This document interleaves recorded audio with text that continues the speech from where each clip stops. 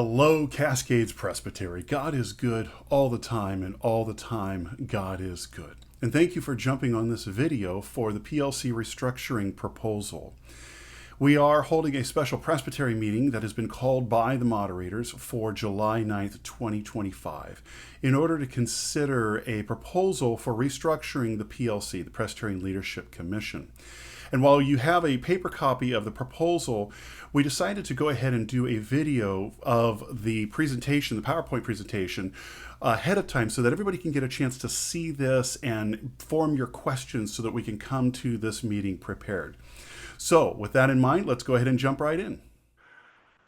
Well, friends, as I mentioned, this is a copy of the presentation that will be shared on July 9th at our special Presbytery meeting, but we wanted to go ahead and give this presentation to you ahead of time and explain a little bit about what the purpose is of this restructuring proposal coming from the moderators of restructuring our PLC, our Presbyterian Leadership Council. So we're going to talk a little bit about our mission and vision and why this restructuring proposal is so critical to working towards the mission and vision of this presbytery, how it relates to the CART report and some of the recommendations that came from it.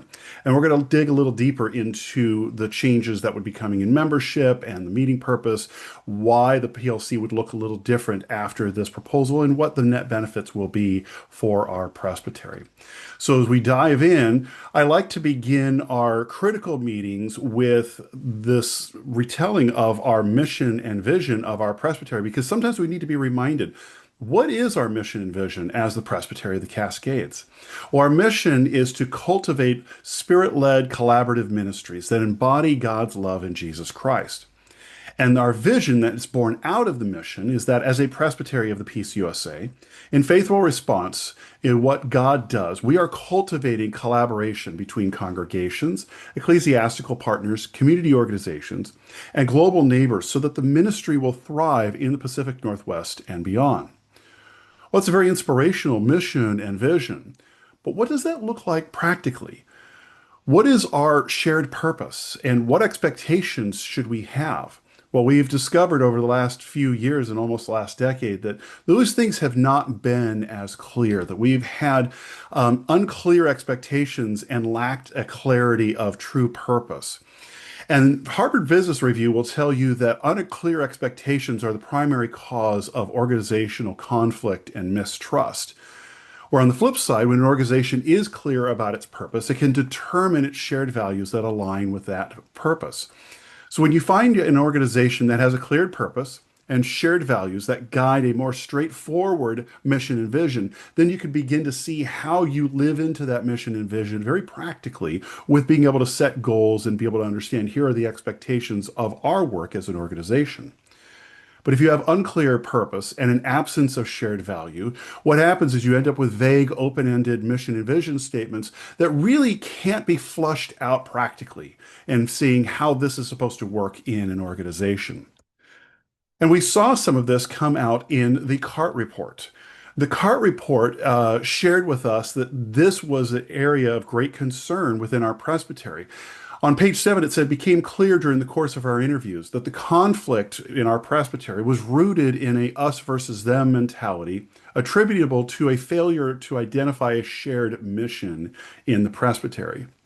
The report goes on and gives an additional statement on that same page that says, although the PLC is comprised of representatives from various boards and commissions, a clear sense of oversight and continuity is missing. CART report was laying the blame for this lack of clarity and purpose and being able to set expectations on the PLC, which is the main council of our presbytery. Very similar to how your local session works in your local congregations.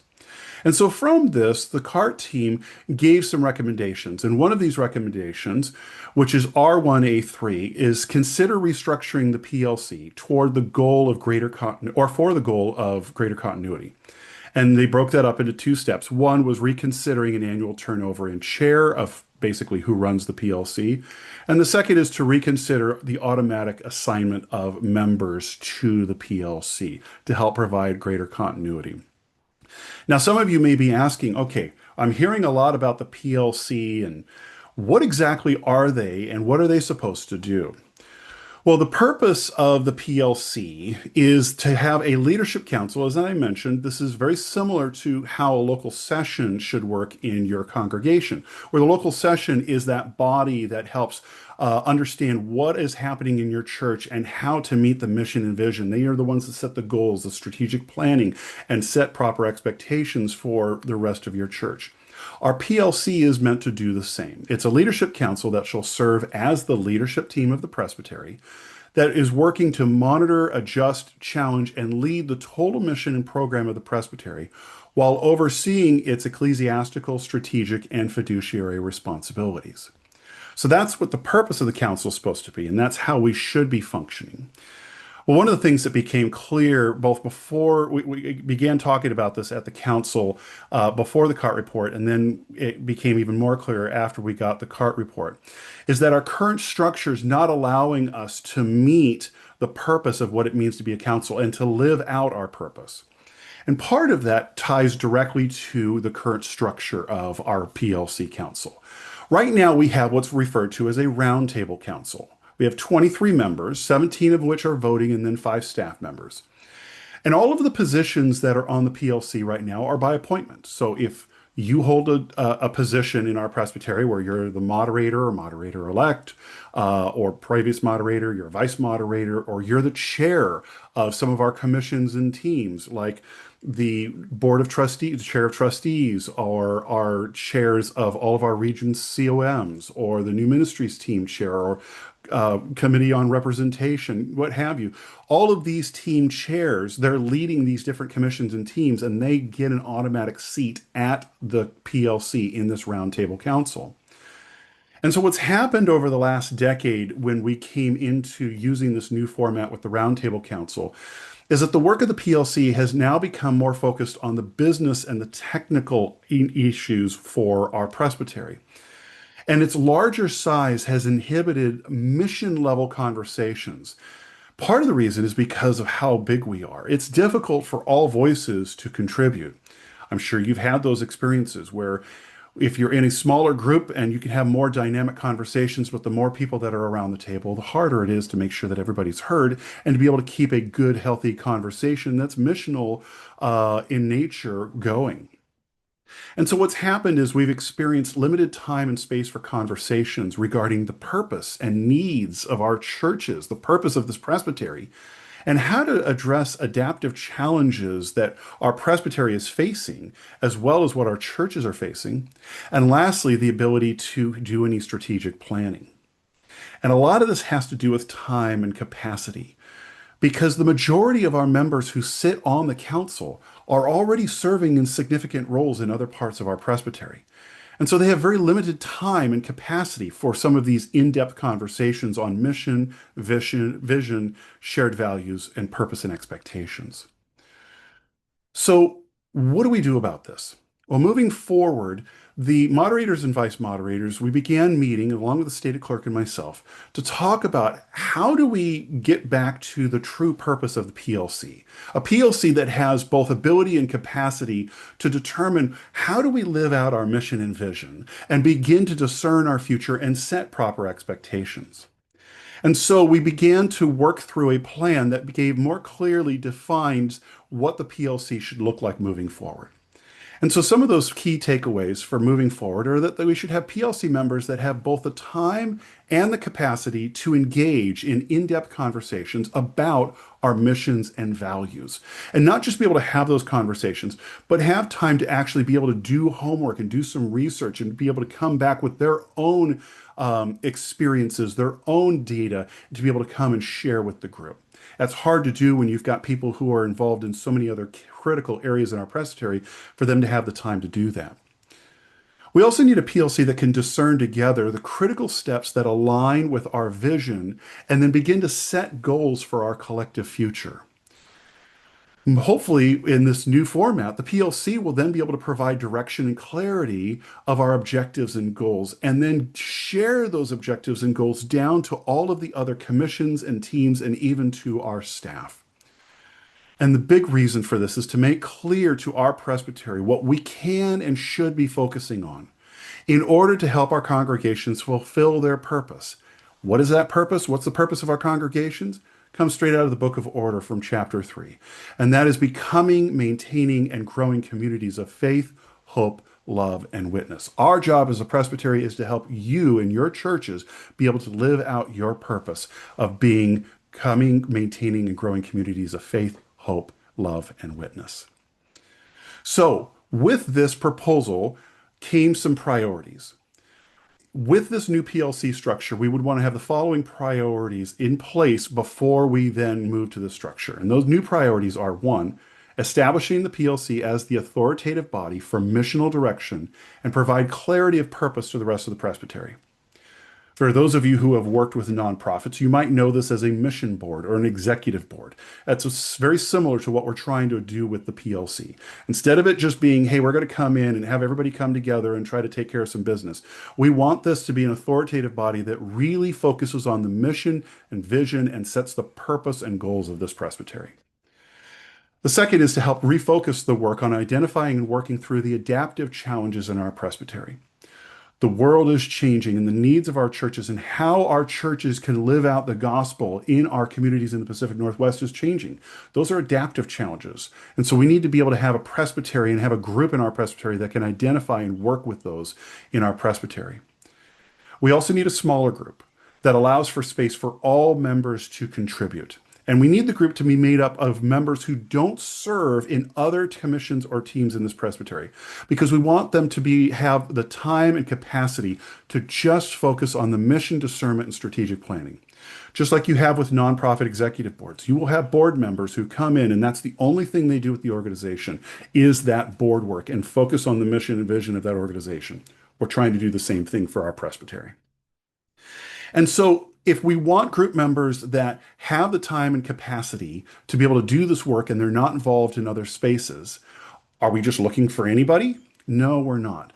The PLC should ideally be made up of members who, one, have previous presbytery leadership or similar business and nonprofit leadership experience. We need people that understand how our presbytery works or how it works in very similar environments and have that leadership experience so that they can come in. They already know what it is to how to live in our presbytery. So they have a better sense of how it is that we need to live into our mission and vision.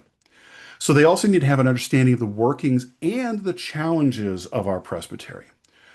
Or we may be asking and looking for people that are experts in certain areas where the PLC has determined, hey, we need someone who maybe has a legal mind or an organizational development mind, and we will need to go and find those people so that they can speak authoritatively and help us in the work that we need to be in.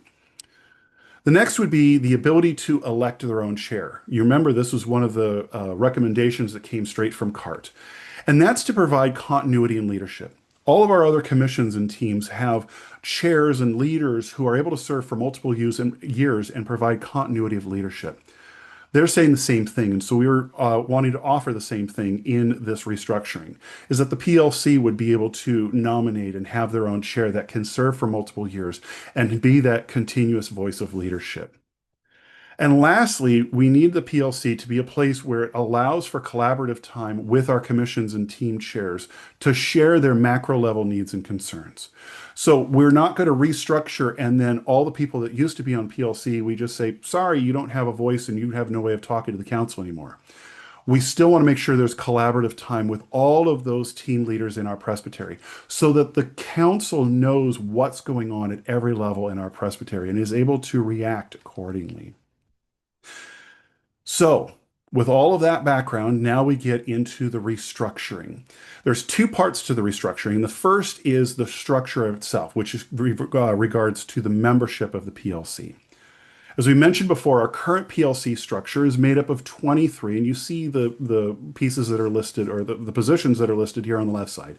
And all of those were largely by appointment, including all of those commission and team chairs, as well as a healthy number of staff members that were part of this, and the fact that the PLC chair, who would be the previous serving moderator, would come on as the new PLC chair every year. So every year you had a different leader trying to lead the council. The proposed new PLC structure now moves to having the moderators and vice moderators, because those are the members of our PLC that currently don't serve in any other capacity in our presbytery. They don't serve on any other commissions or teams. They don't have any other jobs. So they have the time and capacity to be able to do this mission and vision work. But seven's not enough. We need more. And so that's where adding the at-large members come in. And these at-large members can be previous leaders in our presbytery, recognized voices, people that we know understand what our presbytery is going through and where we need to be heading. And it also includes our treasurer as a voting member from this point forward, because the treasurer is the person who not only sits on the board of trustees now, but is also the one who is tasked with the forecasting of where we need to be financially in the future. And having that person on the board being able to say, here are the goals and the objectives that we're trying to reach. The treasurer is the one who's able to sit there and say, well, here's how it's feasible, or here's what we would need to do in our finances to make those objectives and goals feasible for our presbytery. And then we would also decrease the number of staff that would be sitting on the council. They're all non-voting, but it would be the executive, the stated clerk, and the advocate for congregations and clergy. So it would bring the total down to 14 with 11 voting. And then the other big change is that the PLC would then be able to nominate their own chair who could serve for multiple years. So that's part one of this PLC restructuring proposal that's coming from the moderators. The second part is then the meeting schedule and the purpose of what the council is going to be focused on. So the council has been currently meeting monthly, and they want to continue those monthly meetings. But they now want to say, we're going to live into that defined purpose of what the Leadership Council is supposed to be, that purpose being what we had earlier in this presentation. And those first year goals, instead of just saying we're going to be taking care of technical business stuff and grants and whatnot, they're going to have very specific goals this first year, which is the discussion of what are the values of our presbytery? What are our missional objectives need to be? And what adaptive challenges are we wrestling with, both our churches and our presbytery and as a presbytery as a whole? We also need to begin to navigate the needs of this transitional period. I'm the transitional executive. I am here for a max of 5 years. There are certain things that we need to be working on during this transitional period as part of our getting through the transition, restructuring to meet the future needs of our churches, and then going out and hiring a permanent exec. So we have different pieces that need to happen during this transitional period. Very similar to how churches have certain transitional needs that they need to work through when they're in between permanent pastors. So again, in this new structure, they would be focusing on what are the needs of our transitional period. And then lastly, focusing on the recommendations that came out of both the CART report and a new matrix report that had, or study that had been done a couple of years ago that we haven't had the time to work on. In addition to the monthly meetings, they would then add quarterly coordinating meetings. Try saying that 10 times fast. Those quarterly coordinating meetings would be that large roundtable group that the PLC used to be. We would come back into that format, but only once a quarter, where all of our commissions and team chairs are still invited to come to the table, but they're going to be sharing reports directly from their areas. They're going to be sharing what are the ministry areas of need that we're seeing in our presbytery, or the things that we're saying that they're saying the council needs to be aware of this and be able to have those productive conversations. And then if there's things that they need input on, or if there's major decisions that need to be made, those can be done also in that quarterly coordinating meeting where you have all of your leaders present. And then lastly, that becomes a place where you can discuss and vote on any technical issues that require that full group, including your committee chairs and team leads. Now, what are some of the anticipated benefits of this proposed restructuring of the council? Well, the first is it goes back to providing an authoritative body that will lead the missional direction of the entire presbytery, including our commissions, our teams, and our staff. The second is that we'll have group members that don't serve or lead in other commissions or teams, and it'll give them more time and capacity for missional discernment and strategic planning. The third is it will refocus the PLC and adaptive leadership to focus on our larger challenges as a presbytery. It will give us a smaller group which provides more focused conversations while allowing all members to contribute. And lastly, it will still allow for coordinating time with all of our other major teams who can share their macro level needs and concerns with the PLC. So in closing, here's the recommendation summary. First, the recommendation is that we are going to decrease the PLC council in its size and its structure to 14. So it'd be coming down to the three moderators, our four regional vice moderators, treasurer, and then adding three at-large members who are former leaders in our presbytery. It will decrease the presbytery staff support from five to three, and it will allow for a PLC chair who can serve multiple years and provide that continuity of leadership. The second is that we'll shift the focus of our monthly PLC meetings to provide clarity and missional and strategic objectives for the presbytery and address our adaptive challenges. It's going to create a true mission level body that will provide authoritative missional direction for our presbytery. The third, it will add those quarterly coordinating meetings with all of our other commission and team chairs who can share their reports, needs, and input and be able to act on technical items as needed. And then lastly is the timeline. We've reviewed this with the PLC in June, called a special presbytery meeting that is happening on July 9th, and now looking at implementation of this new PLC class coming in the summer of 2025. Now, to close this time, we're going to take some Q&A from some other leaders in our presbytery as we hear from both Chris Murphy, our outgoing moderator, and then Sarah Sanderson-Dottie, who is the chair of our CART team.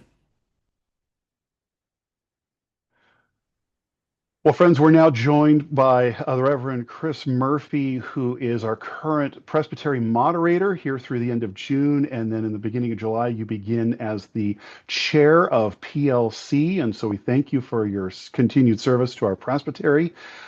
Chris, I know that you've been on PLC. You've served the last 2 years as well as moderator of our presbytery. And you've been a part of a lot of these conversations about our structure, our mission, our purpose, where we're heading.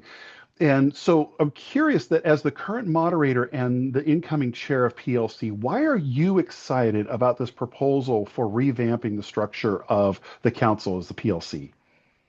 Thanks, Brian. Yeah, I have a lot of thoughts about it. I really feel like in my experience with PLC, it's been a great team, but we've had a large group. We've had about 23 people. And so when we went on our retreat last fall, we discussed the value of being a smaller group where we could build community and really focus as a primary group within the presbytery to talk about the mission and vision of our presbytery in a time of transition. And so the idea of a group of 23 becoming a group of 14 sounded very exciting to me. And really, everybody was in agreement about that. It just allows for some cohesion and some building of relationship and really encouraging the presbytery as we partner together in community as a PLC. So I'm excited as chair of PLC to encourage this change for our structure, which can help us in a time of transition really lead our presbytery well. One of the questions that's being asked right now, Chris, is why are we doing this restructuring now? Why isn't this part of, some big restructuring later? So can you explain to us why are we addressing the PLC restructuring now with this special meeting in July instead of waiting until, like, say, our fall meeting? That's a great question. So many of you I know have experienced ministry where you start in the fall with a leadership team and then you have a whole school year to really work together. That's in many ways how our presbytery works as well. And so the goal is to have this smaller presbytery or PLC group formed in the summer here so that in the fall this team can work together and really have a full school year to partner together in ministry. Again, this is a really critical time for our presbytery in a time of transition. We want to get this team to be formed. And then as chair of PLC, I want to help build community at a retreat in the fall and really partner with this group as we lead together. So the timing is really so that in the summer we have our team formed, and in the fall we start off right at the beginning with retreat, build community, and then lead together throughout the school year. Timing is a critical part of ministry, whether we like it or not. So that makes great sense. Well, Yeah. Chris, thank you for taking time to come and to share your thoughts and your reflections, and thank you for your continued work in our presbytery. Thanks, Brian. Happy to partner with you. Well, friends, next we're joined by Reverend Sarah Sanderson Doughty, who is our CART leader, and she's also the pastor at St. Andrew's Presbyterian Church here in Portland. Sarah, thank you for joining us on this presentation. I know that you had a chance to participate in the work of PLC for a number of years, and you've also been a regular guest since stepping off of PLC. What do you think the benefits are that you foresee for the PLC if the Presbytery were to approve this new PLC structure? Well, thanks, Brian. I valued my time on PLC, but I didn't initially agree to be on PLC. I agreed to chair the communications and technology team as we eventually came to be known. And that meant that I was like taking on two leadership responsibilities simultaneously, and also was being invited into various other forms of service for the presbytery. So wearing many hats for the presbytery simultaneously, which I would say compromised my ability to be a discerning mission leader for the presbytery in my years, probably 4 years of service on the PLC. And I also found that we had such constant turnover on the PLC that it was really hard to develop a sense of coherence and continuity and to really feel like we were moving forward together as a body. So while I really valued my team members and I valued the work that we were trying to do, I didn't think that any of us were set up to do that work well. And so I think that the proposal would allow for folks who are truly focused on this work of mission discernment and leadership with less distraction and for a lot more continuity. And I can only imagine that would serve the presbytery well. Hmm. Thank you. I know that since you've stepped off of PLC and working with communications, you've now been the leader for the CART team and helped put that team together. And you had a chance to review this PLC restructuring proposal that's coming from the moderators. How do you feel the restructuring proposal aligns with the insights and recommendations that your team gave us in the report and those recommendations that we got earlier this year?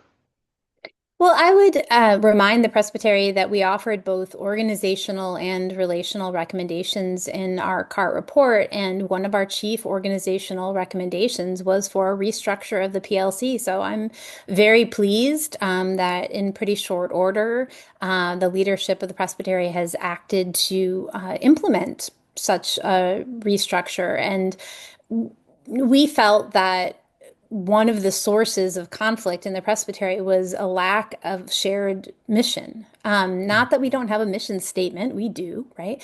But there was just not our structure was not helping us to all be on pulling in the same direction and on the same team in the ways that it could. And so it seems to me a very direct response to the recommendations of our team, and I would think an excellent tool for moving us forward in a healthier way.